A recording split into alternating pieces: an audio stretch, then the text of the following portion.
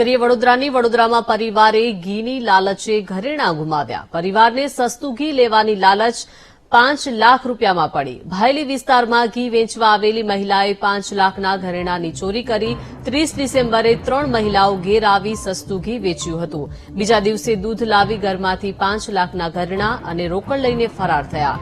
સોસાયટીના સીસીટીવીમાં ઘી વેચવા ફરી રહેલી મહિલાઓ દેખાઈ. મહિલાએ તાંત્રિક વિધિ કરતા જાતે ઘરેણાં સોંપી દીધાનો પરિવારનો આરોપ છે. સમગ્ર મામલે તાલુકા પોલીસ સ્ટેશનમાં પરિવારે ફરિયાદ નોંધાવી છે.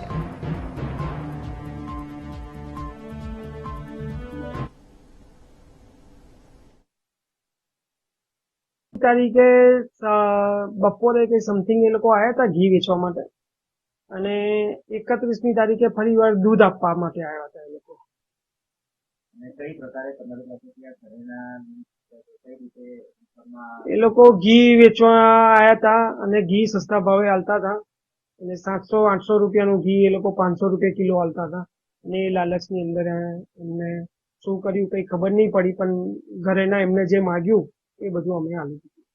શું લાગેલું છે કે આપણે પરિવારે જાતે જ મહિલાઓને ઘરેણાંને રોકડ રકમ આપે તો એ મહિલાઓ દ્વારા કરવામાં આવી હોય એવું લાગે? એવું કન્ફર્મ ના કહી શકું, પણ થઈ શકે, એવું બની શકે.